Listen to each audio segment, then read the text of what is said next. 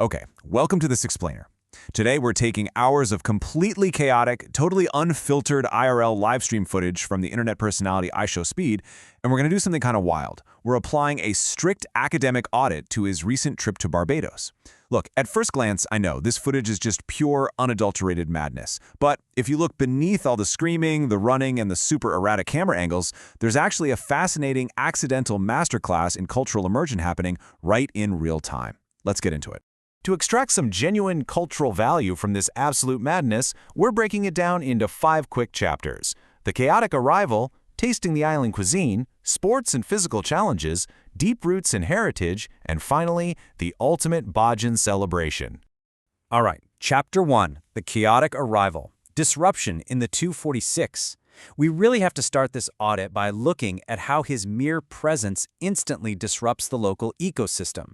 I mean, the absolute second he steps outside with a camera and a Starlink connection, the whole environment just completely shifts. To put this into perspective, Barbados is an island nation with a population of roughly 300,000 people. So, when you drop a massive, globally recognized internet personality, someone with tens of millions of followers, into a tightly knit community of that size, it creates an instant physical shockwave. Literally, everywhere he goes, massive crowds just form out of thin air, completely altering the daily rhythm of the streets. Just picture this. Speed gets totally swarmed by dozens of local students, still in their uniforms, who have literally abandoned their classes to chase his bus down the street. And in this hilarious twist of irony, the notoriously wild streamer suddenly tries to play the responsible adult. He actually lectures the kids about the dangers of skipping school, all while totally acknowledging that his own stream is the exact reason the local education system has ground to a halt for the afternoon.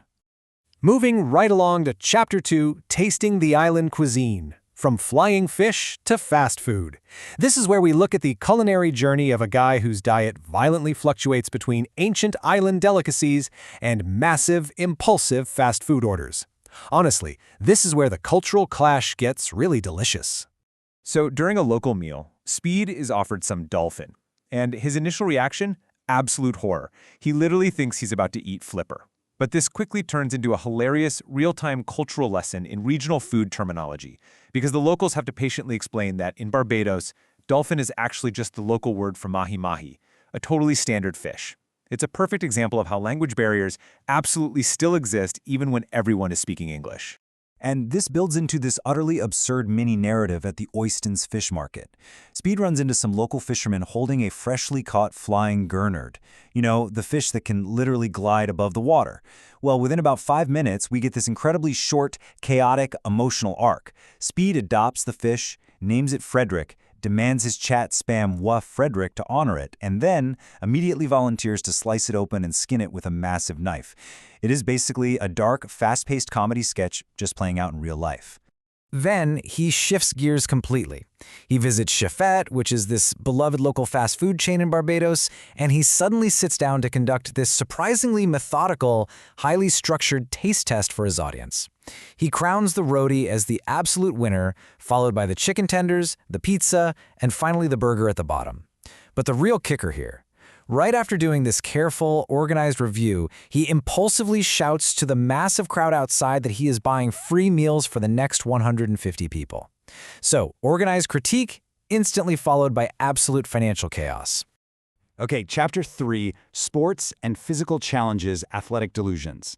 Here is where we analyze Speed's attempts to dominate local sports, basically treating the entire island of Barbados like it's his own personal Olympic proving ground.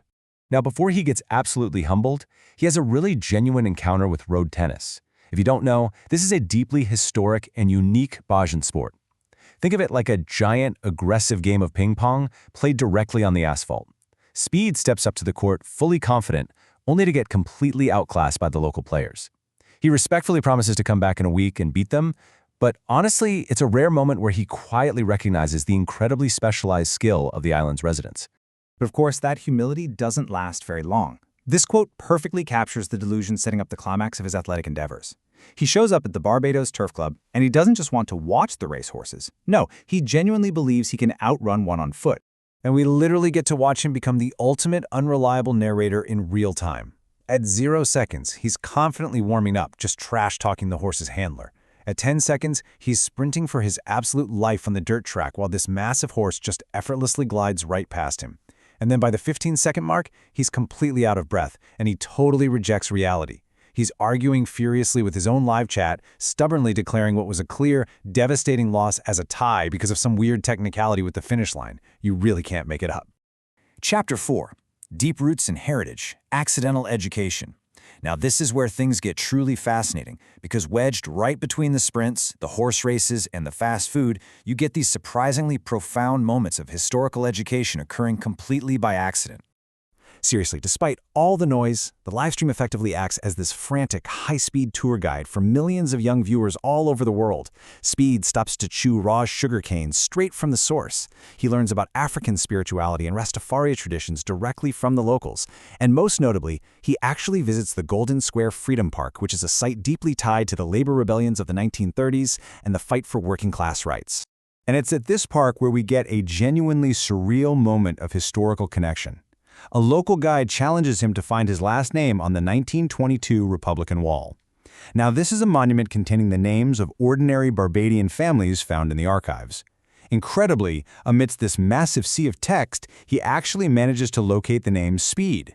And for just a brief, fleeting second, this chaotic internet character feels a genuine, grounding connection to the history of the soil he's standing on, even declaring that he might actually be Barbadian.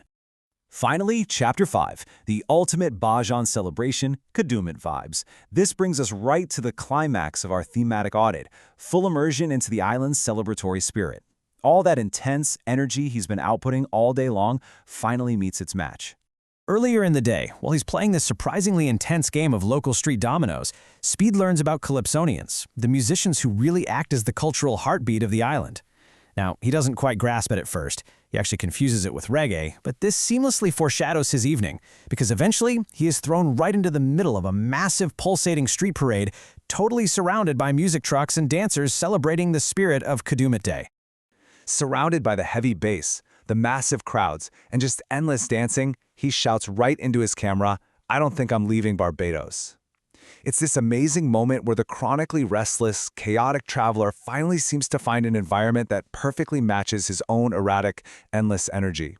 He finally stops fighting the current and just lets the island's culture completely carry him. Of course, the live stream ends in literally the only way it possibly could. Having fully embraced the island, he goes and stands outside the famous childhood home of Rihanna. In the pitch dark, surrounded by his crew, he loudly and repeatedly demands that the global superstar come outside and say hello. He's treating one of the most famous musicians on Earth like a neighbor he just wants to casually hang out with. It's just the perfect, hilarious capstone to a deeply unorthodox cultural tour. And that brings us to the end of our explainer. We've tracked the noise, the food, the history, and the music. But I want to leave you with this provocative thought to consider. As traditional travel documentaries start to feel more and more staged and polished, could it be that a screaming teenager with a camera, a lagging internet connection, and absolutely zero script is actually providing millions of viewers with the most raw, authentic glimpse into a foreign culture we've ever seen? Just think about that the next time you log on. Thanks so much for joining me on this explainer, and I'll catch you next time.